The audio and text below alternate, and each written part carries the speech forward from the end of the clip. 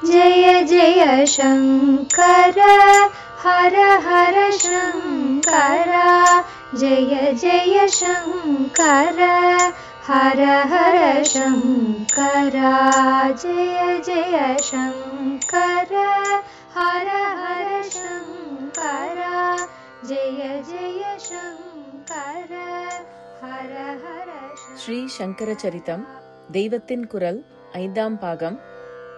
பிற மத கண்டனத்திற்காக அல்ல, ஸ்வயமத கண்டனம் கூடாது என்றே தொடர்கிறது. புத்தர், ஜினர் போன்றவர்களை ஜனங்கள் நல்ல வழிக்கு போகப்படாது என்று தடுப்பதற்காகவே மனசறிந்து மாற்று வழி போட்டுக் கொடுத்தவர்கள் என்று சொல்வது கஷ்டமாயிருந்தால் அப்படி சொல்ல வேண்டாம். அவர்களை பொறுத்தமட்டில், அவர்களை போன்ற நிலைக்கு போனவர்களை பொறுத்தமட்டில் அவர்கள் சொன்னவற்றை நல்லதற்கில்லாதவை என்று சொல்ல வேண்டியதில்லை. ஒரே அஹிம்சை, அன்பு, ஒழுக்கம் என்று இருந்து கொண்டு அவர்களைப் போல சரீரம் போனாலும் போகட்டும், லட்சிய சித்தி அடையாமல் எழுந்திருப்பதில்லை என்று புலனை அடக்கி அப்படியே ஒரு தபசில் உட்கார்ந்து விடக்கூடியவர்களுக்கு வேதமும் வைதீகானுஷ்டானங்களும் நிஜமாகவே தேவையில்லைதான். இப்படி அந்த வேதமே சொல்லியிருக்கிறது.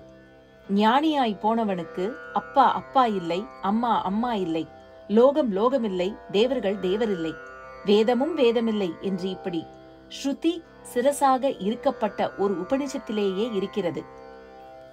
குறிப்பு: பிருஹதாரண்யகம் 4ஆம் பாகம் 3.22. ஆனால் இப்படிப்பட்ட உபனிஷத்துகளிலேயே தத்துவமசி என்கிற தலை சிறந்த ஞான லட்சியத்தை சொல்லுகிற சாந்தோக்கியத்தில் முடிக்கிற இடத்தில் எவன் இம்மைக்கு திரும்பி வராத ஸ்தானத்தை அடைகிறான் என்று சொல்லும்போது, அவன் விதிப்படி வேத அத்தியன அனுஷ்டானங்களைச் செய்து குடும்ப வாழ்க்கை நடத்தி இந்திரியங்களை சலனமில்லாமல் நிலைநிறுத்தி வேத கர்மாக்களில் வருவதைத் தவிர மற்ற எல்லா இடத்திலும் அஹிம்சையை கடைபிடித்துத்தான் அந்த உத்தம ஸ்தானத்தை அடைய தகுதி பெறுகிறான் என்று சொல்லியிருக்கிறது. குறிப்பு: பிருகதாரண்யகம் 8ஆம் பாகம் 15.1. அதாவது, ஒரு புத்தருக்கோ ஜினருக்கோ மற்ற ஞானிகளுக்கோ ஏற்பட்ட தர்மங்களை சகலருக்கும் நம் மதம் வைத்துவிடவில்லை. அப்படி ஒருவன் முடிவிலேயே ஞானியாய் போவதற்காகவே அவனுக்கு அடியிலிருந்து வெவ்வேறு தர்மங்களை ஸ்டேஜாக மாற்றிக் கொடுத்து கொண்டு போவதில்தான் நம் தர்மத்தின் பெருமையே இருக்கிறது. இதிலே இன்னும் பெருமை, அடிநிலையிலே இருக்கிறவனையும் அணைத்து போக வேண்டும், அவரவர் இருக்கும் இடத்திலிருந்து கையை பிடித்து அழைத்து போக வேண்டும் என்பதற்காக ஞானியும் கூட அந்த அடிநிலைக்காரன் மாதிரியே செய்து காட்ட வேண்டும் என்று நம் மதத்தில் சொல்லியிருக்கிறது. குறிப்பாக கீதையில் பகவான் இதை ரொம்பவும் வற்புறுத்தி இருக்கிறார். குறிப்பு: தெய்வத்தின் குரல் 3ஆம் பகுதியில் ஆச்சாரம் என்ற உரையில் கீதையின் கட்டளை, தலைவர் கடமை, கீதை உபதேசம், அறிந்தவனும் அறியாதாரும் ஆகிய பிரிவுகள் பார்க்க. நடைமுறைக்கு ஏற்றதாகவும் மனோதத்துவ ரீதியில் பொருத்தமுடையதாகவும் இப்படி நம் மதத்தில் ஞானியை கூட சாமானிய ஜனங்களுக்கு வழிகாட்டியாக அவர்களுடைய தர்மத்தை செய்து காட்ட வேண்டும் என்று சொல்லி இருக்க, இதற்கு நேர்மாறாக சாமானிய ஜனங்களுக்கும் ஞானியின் தர்மத்தையே வைப்பது என்று ஒருத்தர் சித்தாந்தம் செய்தால் அவர் தனி வாழ்க்கையில் எத்தனை பெரியவராயிருந்தாலும் அந்த சித்தாந்தத்தால் மக்களின் ஆத்ம க்ஷேமம் குளறும்படியாக போகிறதே என்பதை உத்தேசித்து அதை நிராகரணம் செய்யத்தானே, அதாவது நிராகரிக்கத்தானே வேண்டியிருக்கிறது. இதற்காகத்தான் நம்முடைய ஸ்ரீ சங்கர பகவத் பாதாளின் அவதாரமானதால் அவரும் அவருக்கு முன்னேயும் பின்னேயும் வந்த வேதாந்த சம்பிரதாய பெரியவர்களும் ஏனைய சித்தாந்தங்களில் எடுத்து காட்டியிருக்கும் தோஷங்களை சொல்லாமல் விட முடியவில்லை. முன்னையே சொன்ன மாதிரி தோஷம் தெரிகிற இடத்தில் அதை சொல்வதில் தப்பில்லை, சொல்லத்தான் வேண்டும். ஆனால் தோஷத்தை சொன்னாலும் துவேஷம் இருக்கப்படாது என்பதுதான் முக்கியம்.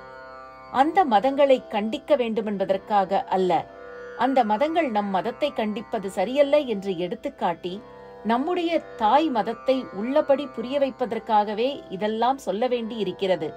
வேத தர்மத்திற்கு முரண்பாடான மத ஸ்தாபகர்கள், சித்தாந்த பர்வர்த்தகர்கள் என்று சில பேரை மட்டும் கலியுகத்தின் போக்குக்கு காரணமாக சொல்லிவிட்டு விடுவதற்கில்லை. ஒரு முள்ளு மரம் முளைக்கிறதென்றால் அதற்கு விதை இருக்கணும் என்பது போலவே அந்த விதை முளைத்து வளரத்தக்கதாக பூமியும் இருந்தால்தானே முடியும். மத ஸ்தாபகர்களும் பிரச்சாரகர்களும் என்னதான் சித்தாந்த விதைகளை ஊன்றினாலும் ஜன சமூகத்தின் மனநிலை என்கிற பூமி அவற்றை பூசாரமூட்டி போஷித்தால்தானே அவை அந்த சமூகத்தில் தழைத்து வளர முடியும். இப்படி வேத தர்மத்துக்கு விரோதமான போக்குகளிலேயே அப்போது ஜெனரலாக ஜனங்களுக்கு ருச்சி ஏற்பட்டு அதனாலேயே அவைதீக மதங்களை நன்றாக பரவும்படி செய்வதாக ஆயிற்று. அசுர ராட்சசர்கள் ஜனங்களின் புத்தியிலேயே பிரவேசித்ததாக சொன்னது இதைத்தான். கலிபுருஷன் ரொம்ப சாமர்த்தியமாக இந்த மதங்களும் தார்மீகமான வழிகளை சொல்கிற மாதிரியும் அதை உபதேசிக்கிறவர்கள் பின்பற்றுகிறவர்கள் ஆகிய 2 பேரும் தர்மமாகவே போகிற மாதிரியும் ஷோ பண்ணி இருந்தான்.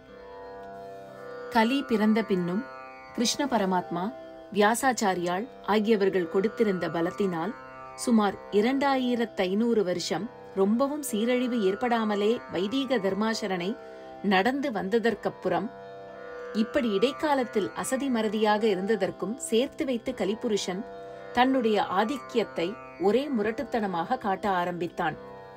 ரொம்ப நேரம் தூங்கிப் போய்விட்டால், ஐயோ இப்படி தூங்கிப் போய்விட்டோமே, காரியத்தை பண்ணியாகணுமே என்று ஒரே தடால் புடால் என்று ஆரம்பிக்கிற மாதிரி கைவரிசையை காட்ட ஆரம்பித்தான். இன்னொரு உதாரணம் சொல்லணுமானால், அடைத்து வைத்த சோடா பாட்டிலை உடைத்த மாதிரி ஆயிற்று. அந்த வேகத்தில் 72 மதங்கள் சனாதன தர்மத்திற்கு மாறாக தோன்றின என்று புஸ்தகங்களில் போட்டிருக்கிறது. ஒவ்வொன்றும் ரொம்ப உத்தண்டமாக கிளம்பிற்று என்றும் போட்டிருக்கிறது. அசந்தர்ப்பமானவை எல்லாமே தடபுடலாகத்தான் கிளம்பும்.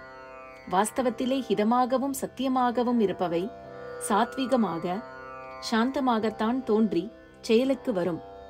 அப்படி இல்லாதவை அதம்பிக்கொண்டு அடாவடியாகத்தான் ஆரம்பிக்கும். கலி அதர்மயுகம் என்று நிரூபித்து காட்டுகிற மாதிரி அப்போது இப்படி 72 மதங்கள் தோன்றின என்று புஸ்தகங்களில் இருக்கிறது.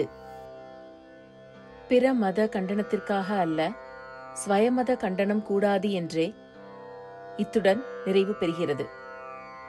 ஜெய ஜெய சங்கர, ஹரஹர சங்கர. மகாபெரியவா சரணம்.